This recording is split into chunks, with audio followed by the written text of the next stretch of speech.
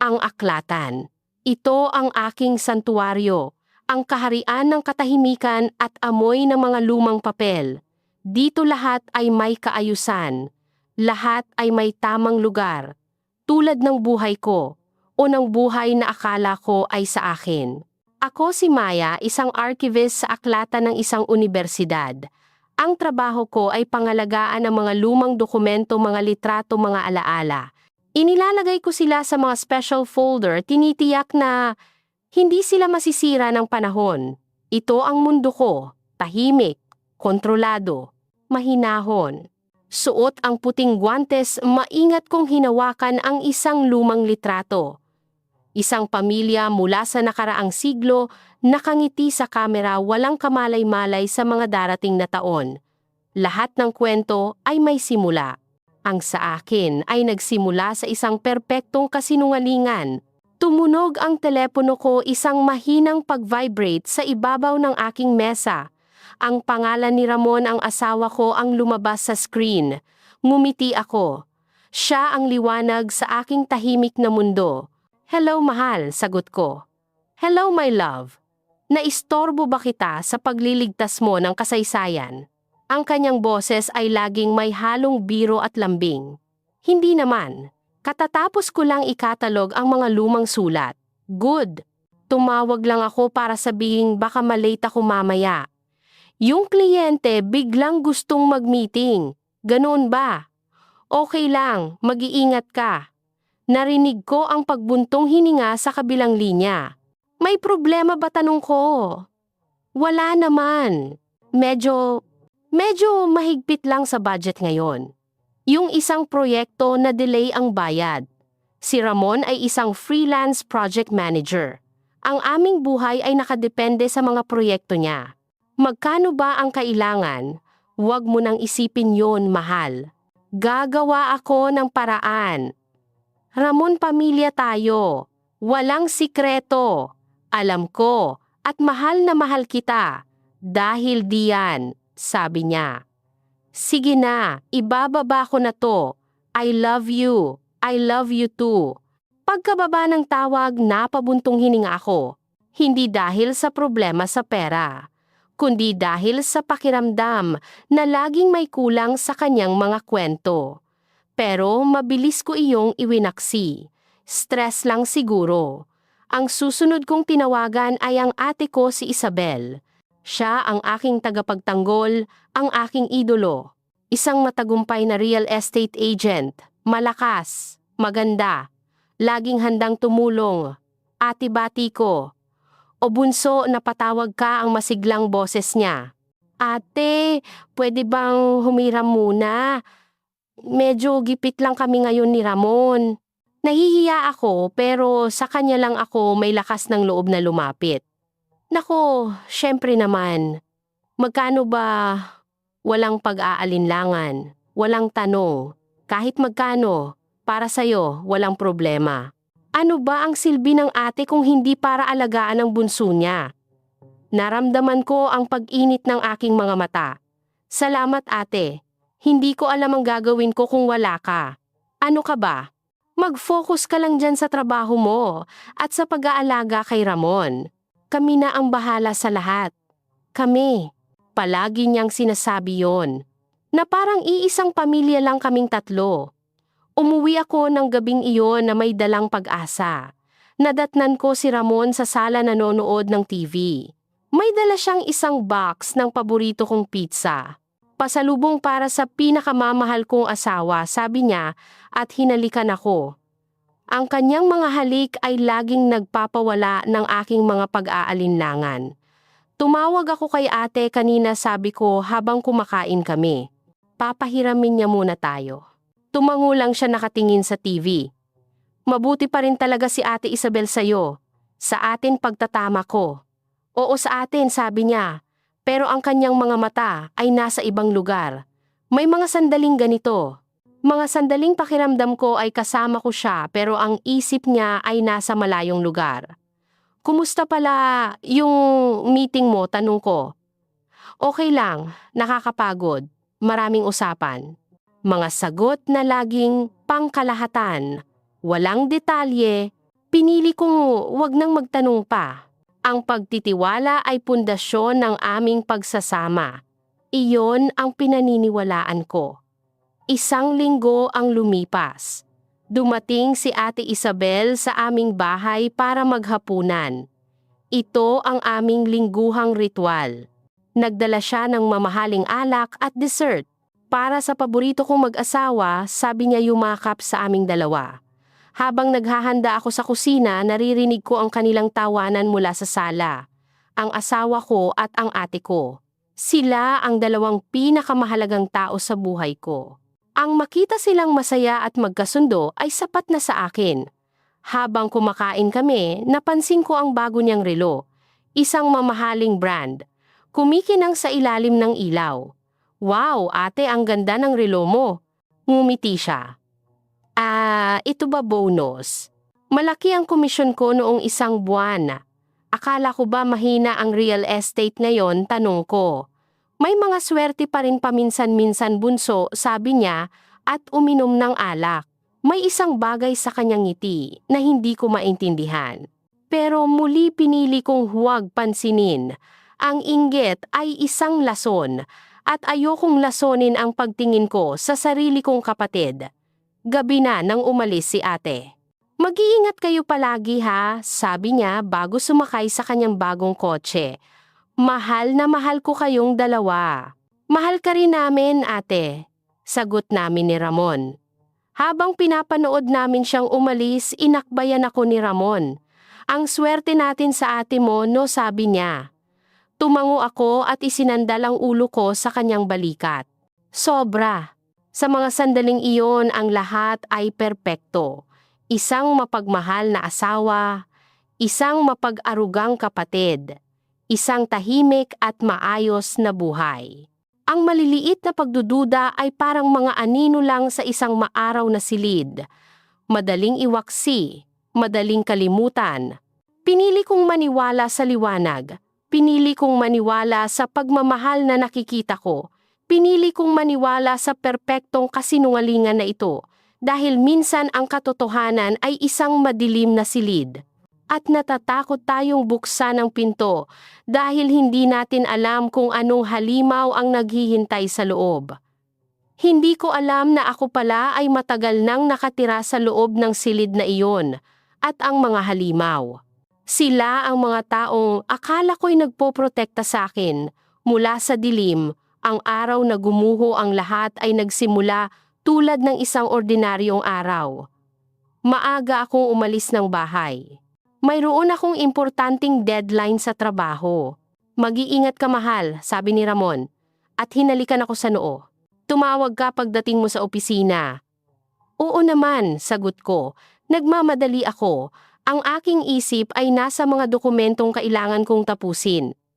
Nasa kalagitnaan na ako ng biyahe sa SLEX nang may maalala ako. Ang susi. Ang susi para sa Special Collection Vault. Isang maliit na silver na susi na laging nakasabit sa aking office ID. Kinapa ko ang aking leeg. Ang ID lanyard ko lang ang nandoon. Walang susi. Naiwan ko sa ibabaw ng drawer sa aming kwarto. Imposibleng magtrabaho ako kung wala iyon. Napamura ako sa isip ko. Sa unang exit nag-U-turn ako. Ang abala, ang traffic. Pero wala akong magagawa. Ang pagmamadali kanina ang may kasalanan. Habang pabalik ako, tinawagan ko si Ramon para sabihing babalik ako. Hindi siya sumasagot. Sinubukan ko ulit. Papuntang voicemail. Baka nasa banyo, naisip ko. Pagdating ko sa aming subdivision, ipinark ko ang kotse sa tapat ng bahay. Bumaba ako at naglakad papunta sa pinto. Napansin kong hindi ito nakalock ng maigi. Bahagyang nakaawang ang pagmamadali siguro ni Ramon kanina. Laging pabaya. Tahimik akong pumasok. Ramon, tawag ko habang hinuhubad ang aking sapatos. Walang sumasagot. Mahal, tawag ko ulit, medyo mas malakas.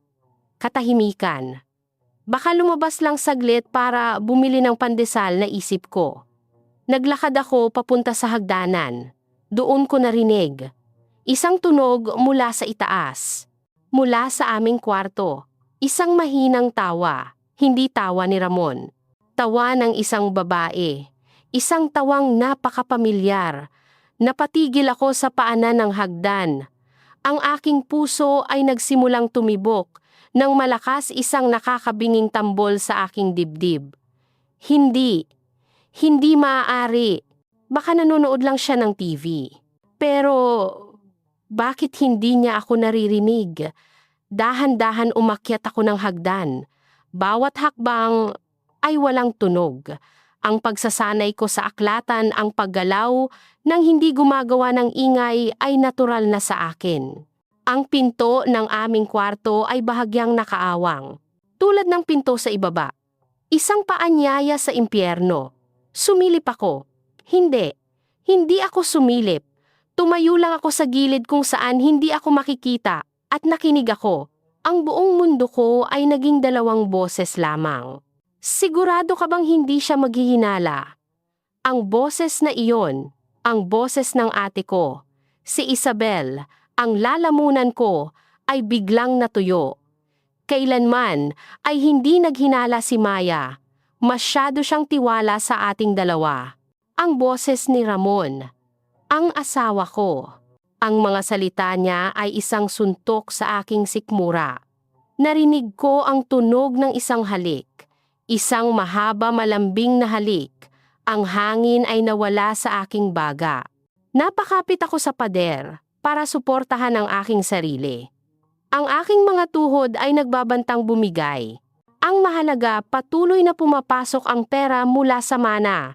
Malapit na nating makuha ang lahat. Boses ulit ni Isabel. Mana. Anong mana?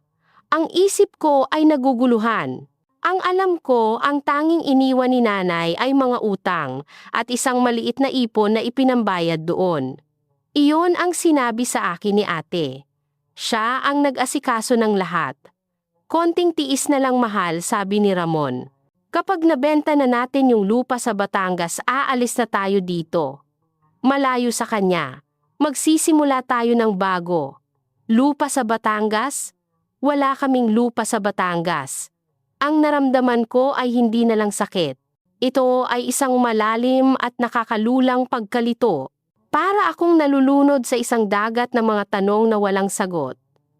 Paano yung susi, tanong ni Isabel? Aling susi? Yung susi sa safe deposit box. Nasaan na? Ayun ba? Nasa kanya pa. Pero huwag kang mag-alala. Hindi niya alam kung para saan yon. Akala niya sa lumang baul lang ni nanay. Naramdaman ko ang lamig sa aking batok. Ang lumang susi na nasa loob ng aking wallet. Ang susi na laging sinasabi ni ate na isang sentimental na bagay lang mula kay nanay. Hindi ko na kaya pang makinig. Bawat salita ay isang karayom na tumutusok sa aking utak. Kailangan kong umalis. Ngayon na, tahimik tulad ng isang anino umatras ako. Bumaba ako ng hagdan. Ang bawat hakbang ay isang pagpipigil na huwag sumigaw. Isinuot ko ang aking sapatos. Binuksan ko ang pinto at isinara ito ng walang tunog. Naglakad ako pabalik sa aking kotse. Pagpasok ko sa loob, isinara ko ang pinto at ikinulong ang aking sarili sa katahimikan. Hindi ako umiyak. Hindi ako sumigaw. Nakatulog lang ako sa manibela, nakatitig sa kawalan. Ang utak ko ay sinusubukang iproseso ang lahat. Ang pagtataksil, doble, ang dalawang taong pinagkatiwalaan ko ng buong buhay ko. Ang asawa ko, ang kapatid ko, at ang mga kasinungalingan. Ang pera, ang mana, ang susi, ang mundo ko ay hindi lang gumuho. Ito ay isang ilusyon, isa palang malaking ilusyon, ang maayos na buhay, ang mapagmahal na pamilya. Lahat ay isang dula na matagal na nilang itinanghal. At ako ang nag-iisang manonood na walang kamalay-malay. Nag-drive ako palayo. Hindi ko alam kung saan ako pupunta. Nagpaikot-ikot lang ako. Hanggang sa napadpad ako sa isang parke sa tabi ng dagat. Umupo ako sa isang bench at pinanood ang mga alon. Ang paghampas ng alon sa dalampasigan ay paulit-ulit, tulad ng mga salita nila sa aking isipan. Masyado siyang tiwala sa atin. Ang sakit ay dumating na parang isang malaking alon tinangay ang aking pagkatulala. Naramdaman ko ang pag-init sa aking dibdib. Ang pag-akyat ng isang bagay na mas malakas kaysa sa lungkot. Galit. Isang malamig at tahimik na galit. Hindi ako iiyak para sa kanila. Hindi sila karapat-dapat sa aking mga luha. Ang karapat-dapat sa kanila ay ang katotohanan. Gabi na nang umuwi ako. Nadatnan ko si Ramon sa sala nag-aalala. Mahal, saan ka galing? Kanina pa kita tinatawagan. Nag-alala ako ng sobra. Ang kanyang pag-aalala ay isang insulto. Tiningnan ko siya. Ang kanyang mukha. Ang kanyang mga mata. Lahat ay peke. Traffic, sabi ko lang. At nag-overtime ako. Hindi ko namalayan ang oras. Naniwala siya. Siyempre, dahil para sa kanya, ako si Maya. Ang asawang laging nagsasabi ng totoo. Kinagabihan nag-text si ate. Bunso, na puyat ka yata, huwag masyadong magpagod. Alagaan mo ang sarili mo. Ang kanyang pag-aalala. Isa ring insulto. Hindi ako nag-reply. Sa gabing iyon sa aming hapagkainan, pinanood ko sila. Si Ramon na naglalagay ng ulam sa aking plato. Si ate na tumatawag para kumustahin ako. 2 ahas. At ako ang kanilang biktima. Pero hindi na magtatagal. Ang papel ko sa dulang ito ay mag-iiba na. Hindi na ako magiging manonood. Ako na ang magiging direktor. Ang gabing iyon ay ang pinakamahabang gabi ng aking buhay. Nakahiga ako sa tabi ni Ramon sa kama, kung saan ilang oras lang ang nakalipas ay kasama niya ang kapatid ko. Ang hangin sa kwarto ay tila makapal at mabigat. Ang bawat paghinga niya sa kanyang pagtulog ay parang isang insulto. Ang bawat pagtibok ng aking puso ay isang paalala ng katotohanang natuklasan ko. Hindi ako makatulog. Paano ako makakatulog kung ang aking buong pagkatao ay nasusunog sa galit? Pero ang galit ko ay hindi maingay. Ito ay tahimik. Isang apoy na walang usok, pero kayang tumupok ng lahat. Ang sakit ay nandyan pa, isang matalim na kirot sa aking dibdib. Pero sa ilalim ng sakit, may isang bagong damdamin na nabubuhay. Isang malamig na determinasyon. Bumangon ako mula sa kama, gumalaw na parang isang anino. Pumunta ako sa aming maliit na pag-aaralan. Ang lugar kung saan ako nagtatrabaho, kung saan ako nag-iisip. Umupo ako sa harap ng aking computer, pero hindi ko ito binuksan. Sa halip, kumuha ako ng isang blankong notebook at isang panulat. Ang pagiging archivist ko ay nagturo sa akin ng isang bagay. Bago mo ayusin ang gulo, kailangan mo munang ilista ang lahat ng piraso. Sinimulan kong isulat ang lahat ng alam ko. Ang mga katotohanan. Si Ramon at si Ate Isabel ay may relasyon. Sila ay nagnanakaw ng pera mula sa isang mana. Ang mana na ito ay may kinalaman sa isang lupa sa Batangas. May isang susi sa aking wallet na konektado sa lahat ng ito. Naniniwala sila na ako ay mahina at nagtitiwala. Pagkatapos, isinulat ko ang mga tanong, ang mga butas sa kwento. Ano ang tunay na laman ng mana ni nanay? Paano nila ito nakukuha nang hindi ko nalalaman? Ano ang nasa safe deposit box? Gaano na ito katagal nangyayari? Ano ang kanilang huling plano? Ang pagsusulat ay nagbigay sa akin ng kalinawan. Ang emosyonal na bagyo sa loob ko ay nagsimulang magkaroon ng anyo. Ang sakit ay naging data. Ang galit ay naging isang problema na kailangang solusyonan. Ang paghihiganti ay hindi na isang marahas na salita. Ito ay naging isang proyekto. Isang proyektong nangangailangan ng pananaliksik, pagpaplano at perpektong pagpapatupad. Binuksan ko ang aking computer. Ang aking mga daliri ay mabilis na gumalaw sa keyboard. Sinimulan ko ang aking pananaliksik sa pinakasimpleng bagay, ang pangalan ng aking ina. Maria Reyes Alonzo. Hinanap ko ang mga online public records, mga titulo ng lupa, mga business registration. Walang lumalabas na kakaiba. Lahat ay naaayon sa kwento ni Ate Isabel. Siyempre, Magaling siyang magtago ng mga bakas. Siya ay isang real estate agent. Alam niya kung paano gumagana ang sistema. Pagkatapos sinubukan ko ang ibang paraan. Sino ang mga taong malapit kay nanay noon, mga kaibigan? Mga kasama sa trabaho. At isang pangalan ang lumitaw sa aking isipan. Attorney Venancio, ang matandang abogado at kumpare ng aking mga magulang. Matagal na siyang retirado. Ang huling balita ko, nasa Binondo pa rin ang luma niyang opisina. Kailangan ko siyang mahanap. Siya ang maaaring maging susi sa nakaraan. Ang aking plano ay nagsisimula ng magkaroon ng hugis. Isang plano na may dalawang sangay. Ang una, alamin ang katotohanan ng nakaraan. Ang totoong kwento ng mana. Ang ikalawa, alamin ang katotohanan ng kasalukuyan. Ang lawak ng kanilang pagtataksil. Kailangan kong gumalaw ng may pag-iingat. Isang maling hakbang at malalaman nila na may alam na ako. Mawawala ang aking bentahe. Hindi na ako magtitiis. Ang mga salitang ito ay naging aking mantra. Ang bawat pagpapanggap na gagawin ko sa umaga. Ang bawat ngiti na ibibigay ko kay Ramon. Ang bawat magalang na pakikipag-usap ko kay ate sa telepono.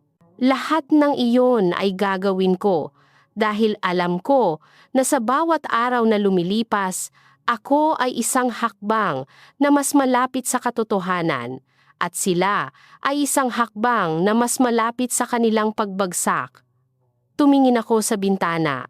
Magsisimula na ang mag-umaga. Isinara ko ang aking notebook at itinago ito sa isang lugar na ako lang ang nakakaalam. Bumalik ako sa kwarto. Humiga ako sa tabi ni Ramon, ilang pulgada lang ang layo mula sa kanya. Ang taong minahal ko. Ang taong sumira sa akin. Ipinikit ko ang aking mga mata at pinakalma ang aking paghinga. Nagpanggap akong natutulog. Ang unang araw ng aking pag-arte. Kinabukasan, gumising ako na may isang malinaw na layunin. Habang nag-aalmusal kami, binuksan ko ang isang usapan. Mahal na alala ko, may mga lumang gamit pala si nanay sa bodega. Baka pwede nating ayusin sa linggo, tumingin siya sa akin. Bakit bigla mong naisip yan? Wala lang. Naisip ko lang na baka may mga bagay doon na mahalaga, mga alaala. Ngumiti siya. Sige, kung yan ang gusto mo. Hindi niya alam, hindi mga alaala ang hinahanap ko, kundi mga dokumento, mga bakas, anumang bagay na makakatulong sa akin na buuin ang puzzle. Pagkatapos niyang umalis, tinawagan ko si Ate Isabel. Ate, magandang umaga. O bunso, napatawag ka ng maaga. Wala naman. Napanaginipan ko kasi si nanay kagabi. Bigla ko lang siyang na-miss. Isang perpektong paen. Ganoon talaga. Palagi natin siyang maaalala, sabi niya, ang kanyang boses ay puno ng peking simpatiya. Oo nga eh. Naalala ko tuloy yung matandang abogado niya, si Attorney Venancio. Kumusta na kaya siya? Natahimik siya sa kabilang linya. Isang segundong pag-aatubili. Sino si Tito Ben? Matagal na nating hindi nakikita yon. Baka matagal nang pumanaw, sabi niya. Isang kasinungalingan. Naramdaman ko. Gusto niyang ilayo ako sa kanya. Ibig sabihin, may alam si Attorney Ben. Kinumpirma niya ang aking hinala nang hindi niya namamalayan. Ganoon ba? Sayang naman. Hayaan mo na yun, bunso. Ang mahalaga, nandito pa tayo para sa isa't isa. Oo ate, tama ka. Ibinaba ko ang telepono. Ang unang piraso ng puzzle ay nasa lugar na. Ang babaeng pumasok sa aklatan ng araw na iyon ay hindi na ang dating Maya. Ang aking mga galaw ay mas tiyak. Ang aking mga mata ay mas matalas. Ang mundo sa paligid ko ay hindi na isang koleksyon ng mga libro. Ito ay isang koleksyon ng mga impormasyon, mga lihim at mga kasinungalingan. At ako ang archivist. Ang trabaho ko ay ilabas ang katotohanan, gaano man ito kasakit. Ang kapalaran ko ay hindi ang maging biktima. Ang kapalaran ko ay ang maging tagapag-ayos ng kasaysayan. Ang kasaysayan ng aming pamilya. At sisiguraduhin kong ang huling kabanata ay isusulat ko. Ang matatag na babae ay hindi isinisilang. Siya ay nililikha sa apoy ng pagtataksil, sa mga abo ng isang nasirang tiwala. At ako, sa tahimik na sulok ng aklatang ito, ay nagsisimula ng mabuo. Ang pagpapanggap ay isang sining. Sa mga sumunod na araw, naging isang dalubhasang artista ako. Sa umaga, ako ang asawang nag-aalala sa pagod na asawa. Sa tanghali, ako ang anak na nangungumusta sa nag-iisang ina. Sa gabi, akong babaeng tahimik na nakikinig sa mga kasinungalingan. Pero sa loob-loob ko, ako ay isang mangangaso na nag-aabang ng tamang panahon. Ang unang hakbang sa aking plano ay ang paghahanap ng kakampi. Hindi ko ito kayang mag-isa. Kailangan ko ng isang tao sa labas ng aking sirang mundo. Isang taong hindi nababalutan ng emosyon. Isang propesyonal. Isang gabi habang si Ramon ay nasa isa sa kanyang mga peking overtime, binuksan ko ang aking laptop at nag-search Private Investigator Manila. Daan-daang pangalan ang lumabas. Pinili ko ang isa na may pinakasimpleng website, walang magarbong litrato, walang mga peking testimonya. Pangalan lang numero, at isang pangungusap, hinahanap namin ang katotohanan. Marco Reyes. Nag-iwan ako ng mensahe gamit ang isang bagong gawang email address. Hindi ko ginamit ang pangalan ko. Kailangan ko ng tulong sa isang maselang usaping pampamilya at pinansyal. Kinabukasan, nakatanggap ako ng sagot. Saan at kailan? Nag-set kami ng pagkikita sa isang maliit na coffee shop sa Makati. Isang lugar na maingay at abala. Isang lugar kung saan ang isang lihim na pag-uusap ay malulunod sa ingay ng syudad. Dumating ako ng maaga. Umorder ako ng kape at umupo sa isang sulok. Maya-maya, isang lalaki ang lumapit sa aking mesa. Bata pa siya siguro, nasa huling bahagi ng kanyang 20s. Nakasuot ng simpleng t-shirt at maong. Miss De Leon, tanong niya gamit ang peking pangalan na ibinigay ko. Tumango ako. Mr. Reyes, umupo siya sa harap ko. Inaasahan ko ang isang taong mukhang matigas at seryoso. Pero ang kaharap ko ay mukhang isang college student.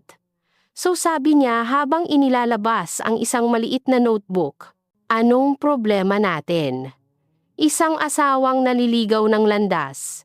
May bahid ng pagwawalang bahala sa kanyang boses. Para sa kanya, isa lang itong ordinaryong kaso. Isa lang akong ordinaryong asawang nasasaktan. Hindi ako sumagot. Sa halip, inilabas ko ang aking sariling notebook. Ibinuklat ko ito sa unang pahina. Heto ang mga katotohanan, sabi ko, ang boses ko ay kalmado at walang emosyon. Una, ang asawa ko, si Ramon Cruz. Pangalawa, ang kapatid ko, si Isabel Alonzo. Mayroon silang relasyon.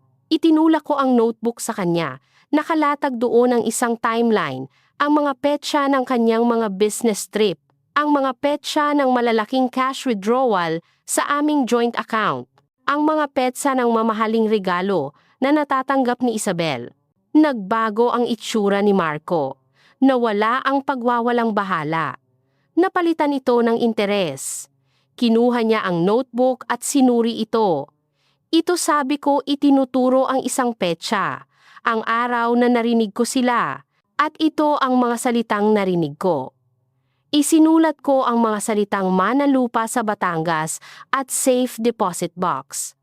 Ang trabaho ko ay pag-ugnayin ang mga ito, pagpapatuloy ko. Ang trabaho mo ay hanapin ang mga dokumentong magpapatunay sa mga ugnayang ito. Tumingin siya sa akin mula sa notebook. Ang kanyang mga mata ay hindi na mapanghusga. Puno na ito ng propesyonal na kuryosidad. Nagtrabaho ka ba dati sa NBI? Tanong niya. Hindi. Isa akong archivist. Sagot ko. Tumango siya na parang naintindihan niya ang lahat. Okay, sabi niya, malinaw. Kailangan kong imbestigahan ang financial records nilang dalawa At kailangan kong alamin ang tungkol sa manang sinasabi nila. Magkano tanong ko? Sinabi niya ang kanyang presyo. Mataas. Pero inaasahan ko na. Inilabas ko ang isang sobre mula sa aking bag at inilagay ito sa mesa. Paunang bayad sabi ko. Cash. Walang bakas. Kinuha niya ang sobre. Hindi na siya nagulat. Bigyan mo ako ng 1 linggo, sabi niya. Bibigyan kita ng 5, sagot ko. Ayokong magkamali. Ayokong mapansin nila. Ang pagiging tahimik ang pinakamahalaga sa lahat. Tinitigan niya ako ng matagal. Alam mo, sabi niya, karamihan sa mga kliyente ko umiiyak sila sa unang pagkikita namin. Hindi ako iiyak, sabi ko. Tapos na ako sa pag-iyak. Tumayo na ako. Aasahan ko ang tawag mo, sabi ko, at tumalikod na. Habang naglalakad ako palayo, naramdaman ko ang kanyang mga mata na nakasunod sa akin. Hindi na niya ako tinitingnan bilang isang biktima. Tinitingnan niya ako bilang isang kliyente. Isang kasososo sa isang masalimuot na laro. Sa unang pagkakataon mula nang gumuho ang mundo ko, naramdaman kong hindi na ako nag-iisa. May kakampi na ako. Isang kakamping binayaran para sa kanyang katapatan. Iyon ang pinakaligtas na uri ng katapatan. Ang paghihiganti ay hindi isang bagay na ginagawa ng padalos-dalos. Ito ay isang estratehiya. Ang pagtataksil nila ay nag-iwan ng mga bakas at tulad ng isang archivist na sumusunod sa mga lumang dokumento, susundan ko ang mga bakas na iyon hanggang sa dulo. Hanggang sa mailabas ko ang lahat ng kanilang mga lihim sa liwanag. Sa mga sumunod na araw, ipinagpatuloy ko ang aking pag-arte. Pero mayroon ng pagbabago. Hindi na ako ang biktima na nagtatago. Isa na akong espiya sa sarili kong bahay. Bawat salita nila, bawat kilos ay inoobserbahan ko. Bawat kasinungalingan ay itinatala ko. Hindi na ako magtitiis sa kanilang mga dula. Sa halip ginagamit ko ang kanilang dula laban sa kanila. Naghihintay ako. Naghihintay sa unang ulat mula kay Marco. Naghihintay sa unang piraso ng matibay na ebidensya. Ang tahimik na babae sa aklatan ay natutong maghintay. At natutunan niya na sa tamang paghihintay, kahit ang pinakamatibay na pader ay kayang pabagsakin.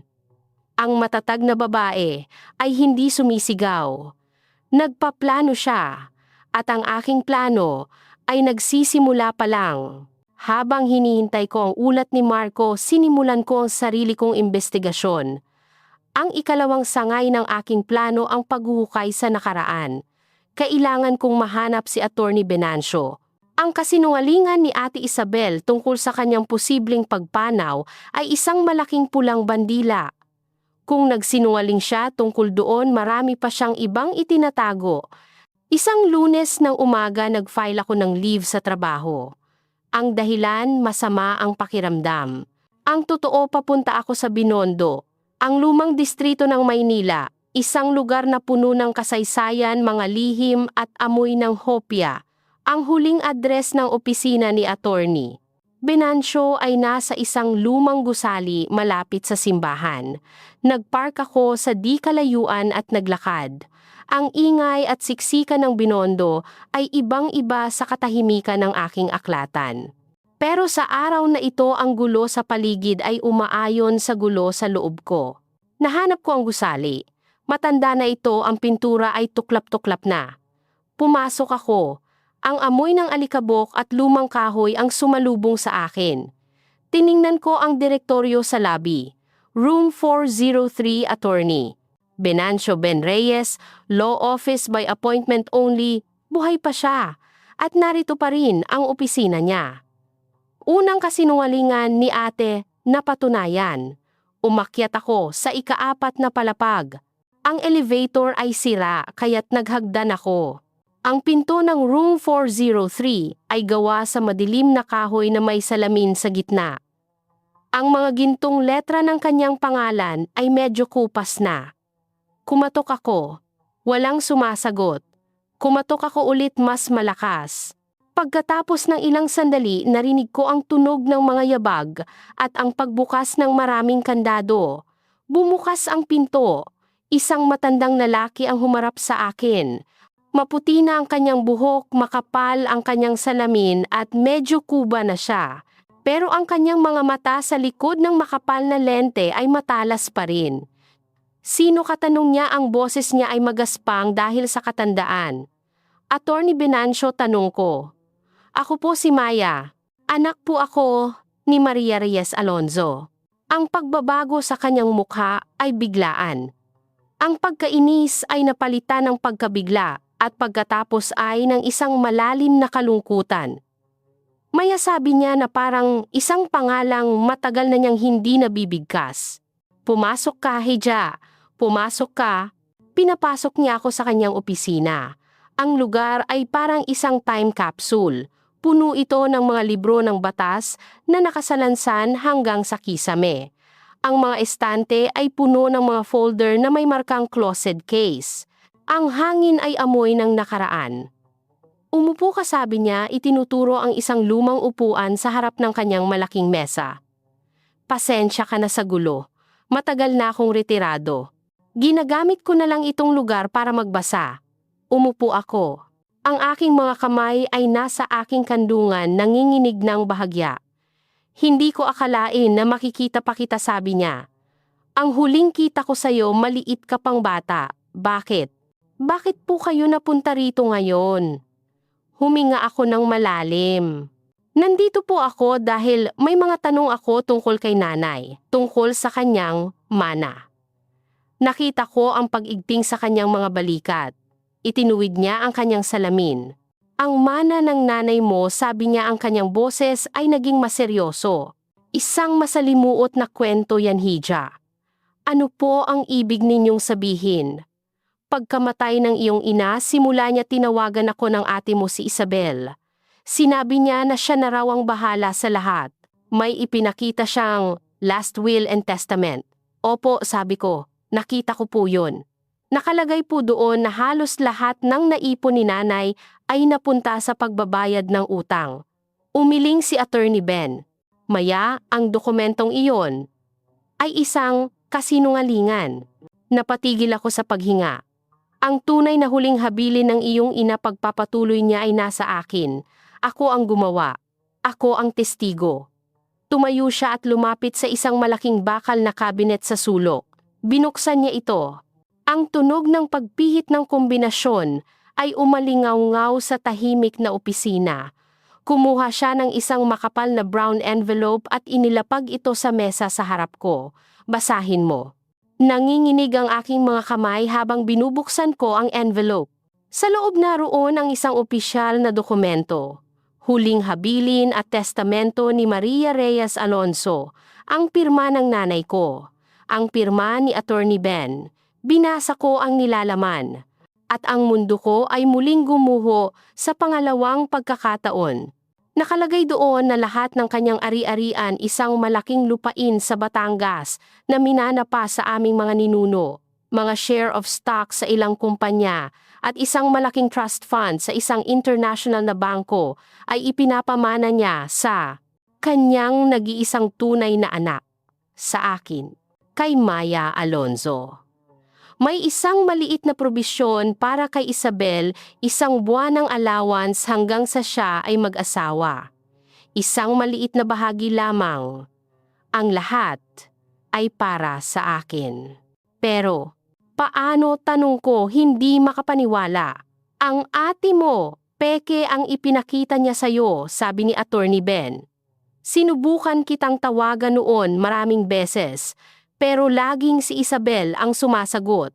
Ang sabi niya, masyado ka raw nagluluksa, na ayaw mong makipag-usap kahit kanino. Pagkatapos ng ilang buwan, sinabi niya na lumipat na kayo ng tirahan at hindi niya pwedeng ibigay ang address mo. At pagkatapos noon, hindi ko na kayo makontak. Naghinala ako pero wala akong magawa. Wala akong direktang ugnayan sa'yo. Napatakip ako sa aking bibig. Ang pagtataksil ni ate ay hindi lang sa pera. Inilayo niya ako sa mga taong pwedeng tumulong sa akin. Ikinulong niya ako sa kanyang mga kasinungalingan. Pero paano niya nakukuha ang pera kung nakapangalan sa akin ang lahat? Iyan ang hindi ko alam, sabi ni Attorney Ben. Kinakailangan ng iyong personal na pagharap at pirma para mabuksan ang trust fund. Maliban na lang kung... Tumigil siya. Maliban na lang kung ano po. Maliban na lang kung mayroon siyang paraan para magpanggap na ikaw. Doon pumasok sa isip ko ang isang nakakakilabot na ideya. Isang ninakaw na pagkatao. May isa pa, sabi ni Attorney Ben. May kinuha siyang isang maliit na susi mula sa sobre. Isang lumang susi na may kakaibang disenyo. Ito, ipinabibigay ito sa iyo ng nanay mo kapag handa ka na raw. Ito ang susi sa kanyang personal na safe deposit box. Kinuha ko ang susi. Ito. Ito ang susi na nasa wallet ko. Ang susi na ninakaw ni Ramon mula sa akin. Ang susi na hinahanap nila. Ngayon naiintindihan ko na, ano po ang laman ng box, tanong ko. Hindi ko alam, sagot niya. Ang sabi lang ng nanay mo, naroon daw ang lahat ng katibayan, ang lahat ng kailangan mo para protektahan ang sarili mo. Protektahan mula saan? Tumingin sa akin si Attorney Ben, ang kanyang mga mata ay puno ng awa. Sa ate mo, Hija. Alam ng nanay mo. Alam niya kung anong klaseng tao si Isabel. Isang malamig na takot ang gumapang sa aking gulugod. Ang nanay ko, alam niya. At nag-iwan siya ng mga armas para sa akin. Umalis ako sa opisina ni Attorney Ben, nadala ang kopya ng tunay na habilin at isang isip na puno ng mga bagong katotohanan. Ang kapalaran ko ay hindi pala ang maging isang simpleng archivist. Ako pala ay isang tagapagmana. Isang tagapagmana na ninakawan hindi lang ng pera kundi ng sariling pagkatao. Ang laban na ito ay hindi na lang tungkol sa isang relasyon. Ito ay tungkol sa pagbawi sa kung sino ako, ang pangalan ko, ang mana ko, ang buhay ko. Hindi na ako magtitiis sa pagiging anino. Oras na para bawiin ang liwanag. Pag-uwi ko mula sa Binondo, ang bahay, na dati isimbolo ng aming pangarap, ay naging parang isang kulungan. Ang bawat sulok ay may anino ng kanilang mga kasinungalingan. Ang ngiti ni Ramon pagdating ko, ang pag-aalala sa kanyang boses, lahat ay parang isang dula sa entablado. Pero ngayon, alam ko na ang tunay na script at hawak ko na ang kopya. Kumusta ang araw mo, mahal? Mukha kang pagod, sabi niya. Mahabang araw lang, sagot ko. Maraming lumang dokumento. Isang sagot na may dobleng kahulugan na ako lang ang nakakaalam. Nang gabing iyon tumawag si Marco. Gumamit siya ng ibang numero para hindi ito maging kahina-hinala. May nakuha na ako, sabi niya, ang kanyang boses ay seryoso at walang biro. Magkita tayo, bukas, sa parehong lugar. Sige, sabi ko. Kinabukasan muli akong nagdahilan para makaalis. Sa coffee shop, hindi na ako kinakabahan. Ang naramdaman ko ay isang malamig na pananabik. Ang pananabik na makita ang mga huling piraso ng puzzle. Nauna si Marco sa akin. Mayroon siyang dalang isang manipis na folder. Hindi ka maniniwala dito, sabi niya pag-upo ko. Binuksan niya ang folder. Sa loob may mga kopya ng mga dokumento, mga bank record, mga credit card statement, at isang bagay na nagpatigil sa aking paghinga. Isang kopya ng isang postal ID, ang pangalan Maya Alonso Cruz, ang kaarawan ko, ang address namin. Pero ang litrato. Ang litrato ay kay Isabel. Paano? Tanong ko halos pabulong. Identity theft. Sa pinakamataas na antas, paliwanag ni Marco. Ginamit ng kapatid mo ang kanyang kaalaman sa real estate at mga koneksyon para makakuha ng mga pekeng dokumento. Birth certificate, marriage contract, lahat. Pagkatapos gamit ang mga pekeng dokumento, kumuha siya ng mga valid ID sa ilalim ng pangalan mo pero gamit ang mukha niya. Ito ang ginamit niya para buksan ang trust fund. Para sa bangko siya, si Maya Alonso Cruz, ang nag-iisang tagapagmana. Napatitig ako sa ID. Ang mukha ng ate ko, Nakangiti sa ilalim ng pangalan ko. Ang pagnanakaw ay hindi lang sa pera. Ninakaw niya ang aking pagkatao. Ginamit niya ang aking pangalan para sa kanyang mga krimen. Ang bigat ng katotohanan iyon ay halos magpabagsak sa akin. At ang asawa mo, tanong ko, anong papel niya dito? Siya ang taga-distract, sabi ni Marco. Habang pinapanatili kanyang abala sa inyong simpleng buhay at mga problema sa pera, malayang nakakagalaw ang kapatid mo. At syempre, siya ang kasama sa paglustay ng pera. Tingnan mo ito. Inilabas niya ang mga credit card statement, mga biyahe sa ibang bansa, mga mamahaling hotel, mga alahas. Lahat binayaran gamit ang isang credit card na nakapangalan sa akin pero konektado sa trust fund. Ang mga business trip ni Ramon. Ito pala yun. Ang mga bonus ni Isabel. Ito pala yun. Ang buhay na ninakaw nila sa akin. Lahat ng ito, sabi ko, itinuturo ang mga papel. Kaya mo bang patunayan sa korte na peke ang mga ito? Oo, sabi ni Marco. Ang mga pirma ay magkakaiba. Ang mga petsa ng pag-apply sa mga ID ay may conflict sa travel records mo. Ang kailangan lang natin ay isang magaling na abogado. Mayroon na ako niyan, sabi ko. Ang mga impormasyon mula kay attorney Ben at ang mga ebidensya mula kay Marco ay nagtagpi-tagpi. Isang perpektong kwento ng kasakiman, inggit at pagtataksil. Naunawaan ko na ngayon kung bakit alam ng nanay ko ang posibleng gawin ni Isabel. Si Isabel ay hindi ko tunay na kapatid. Siya ay anak ni nanay sa unang asawa. Lagi niyang nararamdaman na mas pabor sa akin ang aming ina.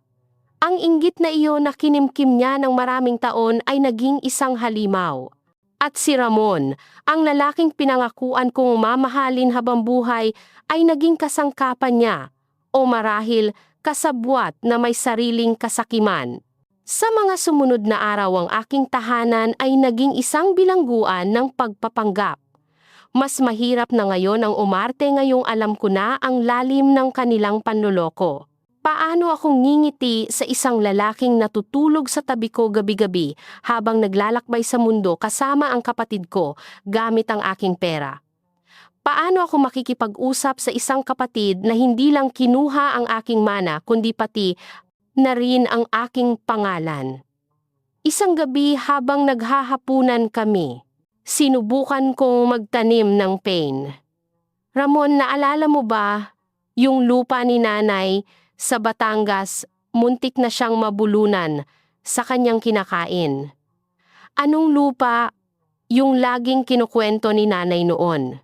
Yung taniman daw ng mga mangga. Yun ba sabi niya pinupunasan ng kanyang bibig? Wala yun.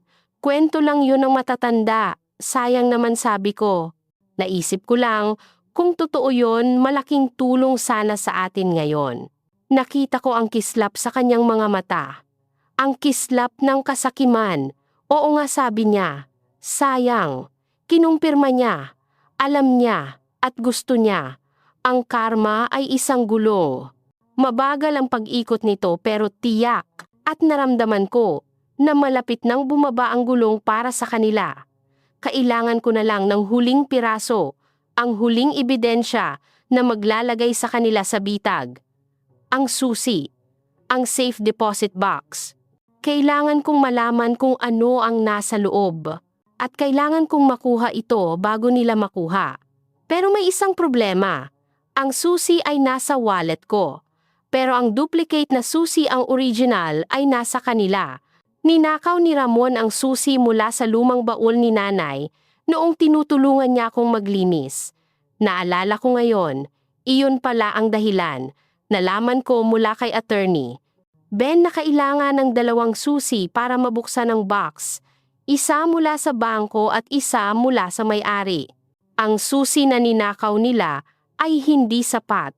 Pero ang susi na nasa akin din ay hindi sapat. Kailangan kong makuha ang susi nila. Paano ang matatag na babae ay hindi lang matapang, kailangan din siyang maging tuso.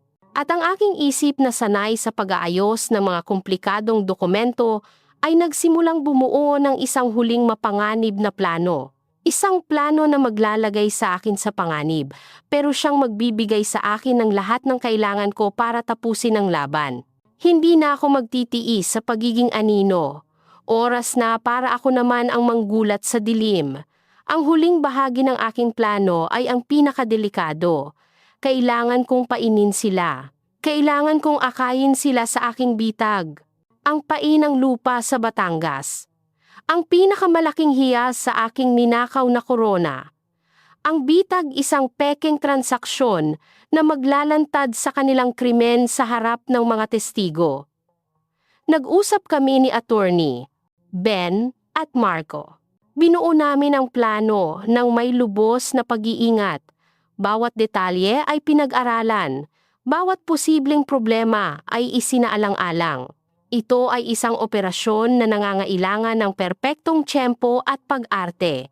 Ang unang hakbang ay ang pagpapakalat ng impormasyon. Sa tulong ng isang koneksyon ni Marco sa real estate world, nagpakalat kami ng isang balita na may isang malaking foreign investor na naghahanap ng malaking lupain sa Batangas, handang magbayad ng cash, at mabilis ang transaksyon. Ang presyo mas mataas ng 20% kaysa sa market value. Isang alok na napakaganda para tanggihan ng isang taong desperado at sakim, tulad ng inaasahan kumagat si Isabel. Nakarating sa kanya ang balita sa pamamagitan ng kanyang mga kontak. Hindi niya alam na ang lahat ng ito ay isang setup. Pumasok siya sa negosasyon sa isang broker na sa katotohanan ay si Marco gamit ang ibang pagkakakilanlan. Lahat ng kanilang pag-uusap ay sa email at telepono lamang. Lahat ay nai-record. Napakadali niyang kausap ulat sa akin ni Marco. Masyado siyang kampante. Akala niya nakuha niya ang jackpot. Ganyan ang mga magnanakaw, sabi ko. Akala nila mas matalino sila kaysa sa lahat. Pagkatapos ng ilang linggong negosasyon, pumayag si Isabel sa mga kondisyon ng buyer. Ang huling kondisyon ang pirmahan ng deed of sale at ang pag-transfer ng pera ay gagawin sa loob ng isang high-security bank.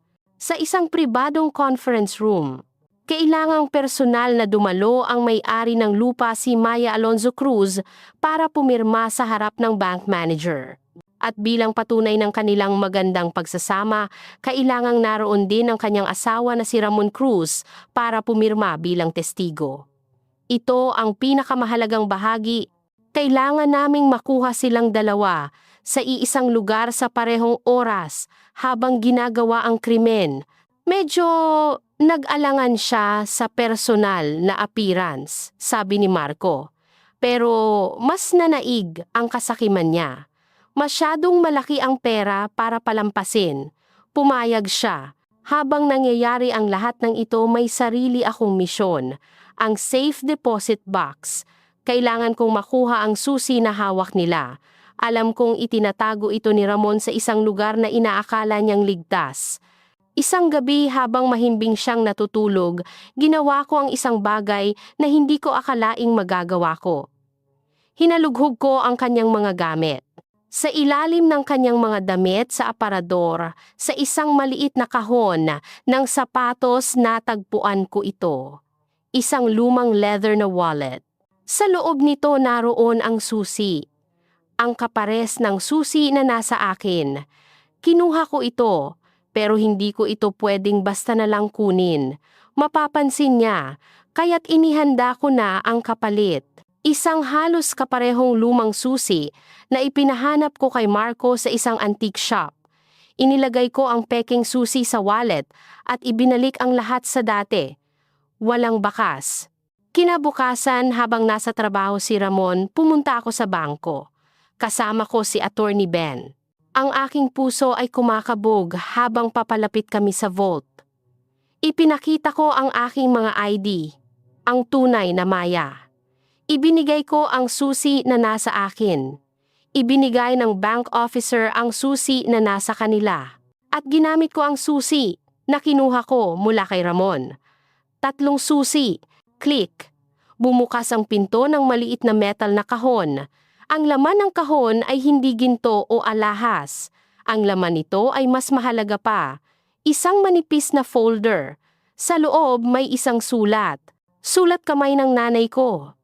Para sa akin. Anak kong Maya, kung binabasa mo ito, ibig sabihin ay nangyari na ang kinatatakutan ko. At ibig sabihin natagpuan mo na ang lakas sa loob mo para hanapin ang katotohanan. Patawarin mo ako kung hindi ko to nasabi sa iyo ng harapan. Duwag ako. Natakot akong sirain ang munting kapayapaan na mayroon tayo. Pero hindi ko rin kayang iwan kang walang laban, ang ate mo si Isabel. May dilim sa kanyang puso. Isang dilim na matagal ko nang nakikita. Inggit ang ugat nito. At natatakot ako na balang araw sisirain niya ang lahat ng mahalaga sa atin. Sa loob ng envelope na ito ay ang lahat ng orihinal na titulo ng lupa at mga stock certificate. Ito ang tunay na mana mo. Ito ang patunay ng iyong pagkatao. Mayroon ding isang maliit na diary. Ang aking diary. Nakasulat diyan ang lahat ng aking mga pag-aalala, ang mga pahiwatig na nakita ko sa mga kilos ni Isabel at ang mga dahilan kung bakit ko ginawa ang lihim na testamentong ito.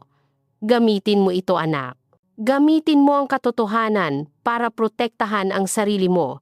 Huwag mong hayaang agawin nila sa iyo ang iyong kinabukasan. Magpakatatag ka. Ikaw ang tunay na hiyas ng aking buhay. Nagmamahal, nanay, niyakap ko ang sulat. Ang mga luha ay bumuhos mula sa aking mga mata. Sa unang pagkakataon umiyak ako, hindi dahil sa sakit ng pagtataksil, kundi dahil sa pagmamahal ng isang ina na lumagpas pa sa kamatayan para protektahan ako. Kinuha namin ni Attorney Ben ang lahat ng laman ng box, ang mga orihinal na dokumento, ang diary, ang huling piraso ng ebidensya, ang karma na inihanda ng aking ina para sa kanila, ang kapalaran na ipinaglaban niya para sa akin. Ang araw ng pirmahan ay itinakda, Biyernes, alas 3 ng hapon, sa isang malaking bangko sa Makati. Lahat ay handa na. Si Marco at ang kanyang buyer. Si Attorney Ben kasama ang kopya ng lahat ng ebidensya. At ako, ang tunay na Maya. Nakipag-ugnayan na rin si Attorney Ben sa NBI. Darating sila bilang mga tahimik na testigo. Sa bisperas ng araw na iyon, umuwi si Ramon na may dalang bulaklak, mga puting rosas. Ang paborito ko. Para saan to, tanong ko. Wala lang, sabi niya, ngumingiti. Gusto ko lang ipaalala sa'yo kung gaano kita kamahal. Isang huling pag-arte. Isang huling kasinungalingan. Tinanggap ko ang mga bulaklak. Salamat, mahal, sabi ko. Sa isip ko nagpaalam na ako sa kanya. Sa lalaking minahal ko. Sa multong kasama ko sa bahay. Pagod na ako. Pagod na akong magpanggap. Pagod na akong mabuhay sa isang kasinungalingan. Hindi na ako magtitiis. Bukas matatapos na ang lahat. Ang matatag na babae na binuo mula sa mga piraso ng isang nasirang puso ay handa na. Handa nang harapin ang mga anino sa kanyang silid at handa nang buksan ang lahat ng ilaw. Ang araw ng pagtutuos ay dumating, isang maulap na Biyernes. Ang langit ay kulay abo na parang nakikiramay sa magaganap. Nagpaalam ako kay Ramon sa umaga. May lakad ako mamayang hapon, baka gabihin ako, sabi niya, inaayos ang kanyang kurbata. Saan ang punta mo, tanong ko kahit alam ko na ang sagot. Isang malaking deal. Kung makuha natin tumahal lahat ng problema natin sa pera, tapos na. Hinalikan niya ako. Malamig ang kanyang mga labi. Good luck, sabi ko. Kakailanganin niya. Ako naman pumasok sa trabaho tulad ng dati. Pero ang isip ko ay wala sa mga lumang dokumento. Nasa Makati, nasa conference room ng bangko. Nag-text si Marco. We are in position. The stage is set. Nag-text si Attorney Ben. The authorities are on standby. See you later, Hija. Ang lahat ng piraso ng aking plano ay nasa kani-kanilang lugar na. Ako na lang ang kulang. Alas 2 ng hapon, umalis ako ng opisina. Nagpunta ako sa isang maliit na butik at bumili ng isang simpleng itim na bestida. Isang damit na simple pero may aura ng kapangyarihan. Nagbihis ako sa banyo ng isang mall. Tumingin ako sa salamin. Ang babaeng nakatingin sa akin ay hindi na ang mahiyain at tahimik na archivist. Ang kanyang mga mata ay kalmado pero may apoy sa loob nito. Handa na siya. Dumating ako sa bangko ng 3:00. Sa lobby naghihintay sa akin si Attorney Ben. "Handa ka na ba, Maya?" tanong niya. Tumango ako. "Matagal na po akong handa." May 2 lalaking nakabarong na lumapit sa amin. Attorney Venancio, sabi ng isa. "Kami po ang inatasan mula sa NBI. Naka-standby na kami sa labas ng conference room." "Salamat," sabi ni Attorney Ben. Ang lahat ay gumagalaw na ayon sa plano. Umakyat kami sa ika-20 palapag. Ang conference room ay nasa dulo ng isang mahabang pasilyo. Ang mga pader ay gawa sa salamin pero may blinds na nakasara. Mula sa labas naririnig namin ang mahinang tunog ng mga boses. Ang boses ni Ramon, ang boses ni Isabel, at ang boses ng buyer ni Marco. Tumigil kami sa tapat ng pinto. Huminga ako ng malalim. Ito na. Sa loob ng kwarto ang pakiramdam ay magaan at puno ng pananabik. Si Isabel, suot ang kanyang pinakamahal na damit, ay nakangiti ng malapad. Sa harap niya ang deed of absolute sale. Sa tabi niya si Ramon, ang tapat na asawa at testigo. Nakahanda na ang kanilang mga ballpen. Ang peking buyer ni Marco ay tumayo. "Bago tayo pumirma, tatawag lang ako sa aking bangko para i-authorize ang transfer." Isang hudyat. Habang naglalakad ang buyer papunta sa isang sulok doon na kami pumasok. Hindi ako kumatok. Dahan-dahan kong itinulak ang mabigat na pinto na salamin. Ang tunog ng pagbukas nito ang nagpatigil sa lahat. Lumingon sila.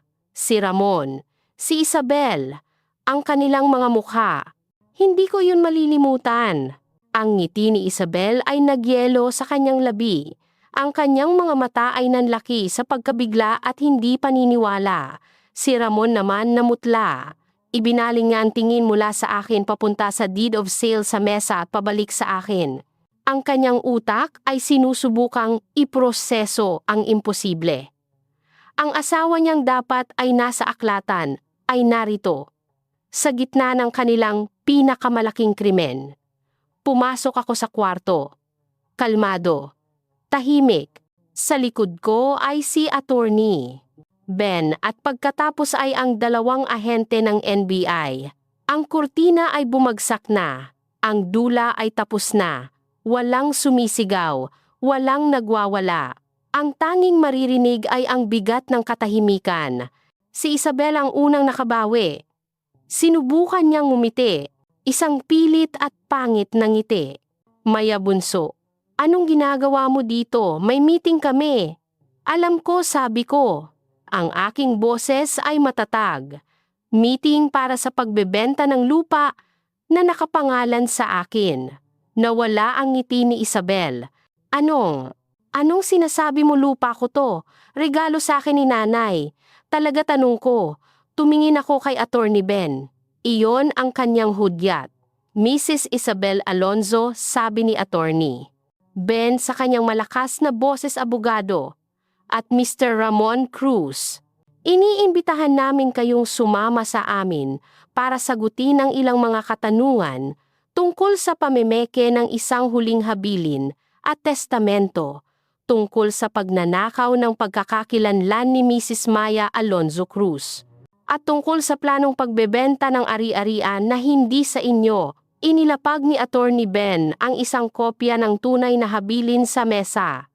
Sumunod ang kopya ng peking ID ni Isabel. Sunod-sunod, bawat piraso ng ebidensya. Napatayo si Isabel. "Hindi totoo yan." Isang malaking pagkakamali ito. Tumingin siya sa akin, ang kanyang mga mata ay nag-aapoy sa galit. "Anong ginawa mo, Maya? Sinisira mo ang pamilya natin." "Ikaw," sagot ko. "Ikaw ang sumira nito matagal na panahon na." Si Ramon ay hindi makagalaw. Nakatitig lang siya sa akin na parang isang multo ang kaharap niya. Ang kanyang mukha ay isang halo ng takot, pagsisisi at pagkalito. Ang lalaking minahal ko, ang lalaking kasama kong bumuo ng mga pangarap, ay isa palang magnanakaw, isang taksil. Wala na ang pagmamahal, wala na ang galit. Ang tanging naramdaman ko para sa kanya ay awa. Lumapit ang mga ahente ng NBI. Sasama po kayo sa amin, sabi ng isa sa kanila. Doon na nagpanik si Isabel. Sinubukan niyang tumakbo, pero huli na. Pinigilan siya ng mga ahente. Si Ramon naman ay hindi lumaban. Sumuko siya na parang isang basang sisiw. Habang inilalabas sila mula sa kwarto, tumigil si Isabel sa harap ko. Bakit, tanong niya, ang kanyang boses ay puno ng lason. Lahat sana ay sa akin. Ako ang panganay. Ako ang mas naghirap. Hindi ito tungkol sa pera. Ate, sabi ko, ito ay tungkol sa katotohanan. Tinalikuran ko na siya. Naiwan kami sa conference room. Ako, si attorney, Ben at si Marco. Ang peking buyer at ang bank manager ay tahimik na nagmamasid sa isang sulok. Ang deed of sale ay nakalatag pa rin sa mesa. Isang monumento sa kanilang kasakiman. Kinuha ko ito at pinunit sa gitna. Tapos na. Nang mailabas na sila ng kwarto, ang katahimikan na naiwan ay mas mabigat pa kaysa sa kaninang kaguluhan. Tumingin ako sa paligid, ang marangyang conference room, ang mamahaling mesa, ang tanawin ng syudad mula sa bintana. Ito ang mundong gusto nilang angkinin. Isang mundong binuo sa kasinungalingan. Ngayon, ang lahat ng ito ay naging isang crime scene. Tapos nahiya, sabi ni Attorney Ben, marahang inilagay ang kanyang kamay sa aking balikat. Tumango ako. Maraming salamat po sa lahat, Attorney Ben. Ang nanay mo, at sigurado akong masaya siya ngayon, sabi niya. Ngumiti ako, isang tunay pero malungkot na ngiti. Sana nga, lumapit sa akin si Marco. Ang dating pagwawalang bahala sa kanyang mukha ay matagal nang nawala. Napalitan ito ng isang bagay na hindi ko pa nakita dati. Respeto. Hindi ko akalain na ganito ang kalalabasan, sabi niya. Ang kalmado mong pagharap at kakaiba. Minsan, ang pinakamalakas na sigaw ay ang katahimikan, sagot ko. Anong susunod na mangyayari sa kanila? Tanong ko. Mahabang proseso, paliwanag ni Attorney Ben. Multiple charges, falsification of public documents, perjury, qualified theft. At dahil ginawa ito sa loob ng pamilya, mas mabigat ang parusa. Mabubulok sila sa kulungan ng matagal. Hindi ko alam kung ano ang dapat kong maramdaman sa mga salitang iyon. Dapat ba akong maging masaya? Pero walang saya. Mayroon lang isang pakiramdam ng pagtatapos. Ang isang masakit na kabanata ay sa wakas ay nagsara. Kinailangan pa naming manatili ng ilang oras para sa mga paunang salaysay. Habang naghihintay, binuksan ko ang aking telepono. Puno ito ng mga missed call mula kay Ramon, mula sa mga numerong hindi ko kilala, at isang text message mula kay Ate Isabel, mula sa isang numero ng isa sa mga NBI agent. Hindi pa tayo tapos, Maya. Tandaan mo yan. Isang banta. Kahit sa huling sandali, puno pa rin siya ng pagbabanta. Binura ko ang mensahe. Hindi na niya ako kayang saktan. Ilang araw ang lumipas. Ang balita ay kumalat sa aming pamilya at mga kaibigan na parang apoy. May mga tumawag para mag-alok ng suporta. May mga tumawag para magtanong at mag-usisa. Mayroon ding iilan na hindi makapaniwala na ako pa ang sinisisi. Bakit mo ginawa yan sa ate mo? Pamilya pa rin kayo. Sa kanila isa lang ang sagot ko. Ang pamilya ay hindi nanloloko at nagnanakaw. At ibinababa ko ang telepono. Natutunan kong hindi ko kailangan ng kanilang pag-unawa. Ang pinakamahirap na pag-uusap ay sa mga magulang ni Ramon. Pumunta sila sa aking pansamantalang tinutuluyan. Ang kanyang ina ay umiiyak. Ang kanyang ama ay tahimik lang. Patawarin mo ang anak namin, Maya, sabi ng kanyang ina. Hindi namin alam. Hindi namin siya pinalaking ganyan. Wala na po kayong kasalanan, sabi ko. Si Ramon po ang pumili ng landas niya. May magagawa pa ba kami, tanong ng kanyang ama? Umiling ako. Wala na po. Ang batas na po ang bahala. Umalis sila na may mabigat na puso. Sila rin ay mga biktima sa kwentong ito. Mga biktimang nawala ng anak sa kasakiman. Sa gitna ng lahat ng gulo, sinimulan kong ayusin ang aking buhay. Ang unang hakbang ang bawiin ang aking pangalan, sa tulong ni attorney. Ben, nagsampa kami ng mga petisyon para ipawalang bisa ang lahat ng mga pekeng dokumento. Isa-isang kinansela ang mga ID, ang mga bank account, ang mga credit card na ginamit ni Isabel sa ilalim ng pangalan ko. Ang bawat dokumentong nakansela ay parang isang piraso ng aking pagkatao na bumabalik sa akin. Ang paghihiganti ko ay hindi lang tungkol sa pagpapakulong sa kanila. Ito ay tungkol sa paglilinis ng aking pangalan. Ang pangalan na dinungisan nila. Ang pangalan na aking babaunin habang buhay. Ang mana ko. Ang mga titulo ng lupa. Ang mga stock certificate. Lahat ay dahan-dahang inililipat pabalik sa aking pangalan. Ang proseso ay mahirap at nakakapagod, pero sa bawat pirma ko sa isang dokumento, nararamdaman ko ang lakas. Ito ang kapalaran na ipinagkait nila sa akin. Ito ang kinabukasang ninakaw nila, at ngayon binabawi ko ito. Isang araw habang nasa opisina ako ni Attorney Ben, may ibinigay siya sa akin, ang diary ng nanay ko. Nasa iyo na dapat ito, sabi niya. Nang gabing iyon binasa ko ito. Mula simula hanggang dulo. Nakasulat doon ang lahat. Ang pagmamahal niya sa akin. Ang pag-aalala niya kay Isabel. Ang mga maliliit na pahiwatig ng kasakiman na nakita niya sa aking ate kahit noong mga bata pa kami. Ang kanyang takot na baka saktan ako ni Isabel balang araw. Ang kanyang desisyon na ilihim ang tungkol sa mana para protektahan ako. Habang nagbabasa ako, umiiyak ako. Naunawaan ko na ngayon ang lahat. Ang pag-ibig ng isang ina ay isang misteryo. Minsan ang pagprotekta niya ay nangangahulugan ng paglilihim. Patawad, Nay, kung minsan ay nagduda ako. Ang pagtatapos ng kanilang kwento sa korte ay mabilis. Dahil sa bigat ng ebidensya, pinayuhan sila ng kanilang mga abogado na umamin na lang para sa mas mababang sentensya. Hinatulan sila ng maraming taon sa kulungan. Hindi ako dumalo sa huling pagdinig. Hindi ko na kailangang makita. Para sa akin, tapos na ang lahat noong araw na pumasok ako sa conference room na iyon.